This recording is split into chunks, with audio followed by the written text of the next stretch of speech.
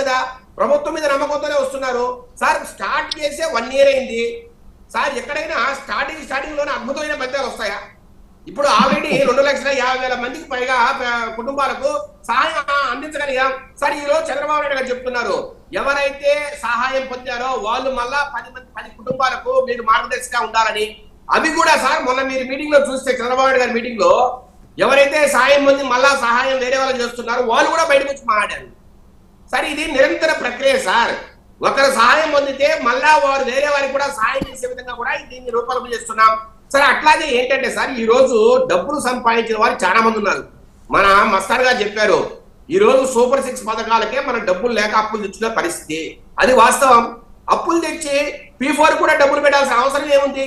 ఈ రోజు లక్షల కోట్లు 1000 కోట్లు సంపాదించిన పారిశ్రామికవేత్తలు, లేదంటే అమెరికాకో రకరకాల దేశాలపై స్థిరపడిన ఆంధ్రులు చాలా మంది ఉన్నారు సార్. చాలా మందికి సాయం చేయాలనే గుణం ఉంది, సాయం చేయాలనే పట్టుదల ఉంది. కానీ వాళ్ళకి సరైన ప్లాట్ఫామ్ లేదు. ఆ ప్లాట్ఫామే P4. వారికి సరైన వేదికే P4. ఖచ్చితంగా ఇది అమలవుతుంది సార్. ముఖ్యమంత్రి గారు మీరు చూస్తే ఏ ప్రోగ్రాంకి వెళ్ళినా, ఈ రాష్ట్రంలో ఎక్కడికి వెళ్ళినా అక్కడ P4 కు సంబంధించిన ఒక చిన్న వేదిక ఒకటి ఉంటుంది సార్.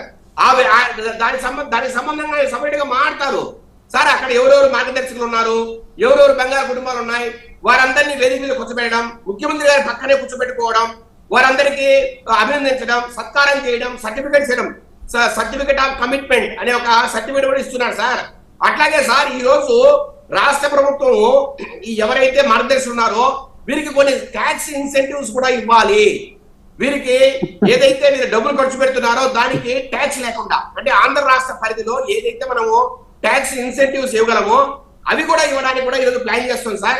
ఆ రకంగా వీళ్ళని ప్రోత్సహించినట్టయితే ఇంకా కొంతమంది సార్, ఇప్పుడు CSR ఉంది, కార్పొరేట్ సోషల్ రెస్పాన్సిబిలిటీ, ఆ తరహాలోనే మనం ట్యాక్స్ ఇన్సెంటివ్స్ ఇవ్వడం వల్ల డబ్బులు ఇంకా ఎక్కువగా ఖర్చు పెట్టే అవకాశం ఉంది. ఈ కంపెనీలు కావచ్చు, రకరకాల డబ్బు.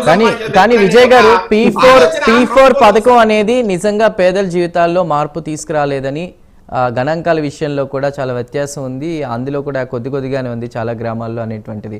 అంటే నిజంగా దీనికి సంబంధించి వాళ్ళు అంటున్న మాటలు ఏంటంటే ఇది కేవలం రాజకీయ ప్రచారం మాత్రమే అన్నట్టుగా కూడా వాళ్ళ వాదన ఉంది సార్. ఒకప్పుడు చంద్రబాబు నాయుడు గారు ఈ డ్వాక్రా సంఘాలు తెచ్చినప్పుడు కూడా ఇలాగే మాట్లాడారు.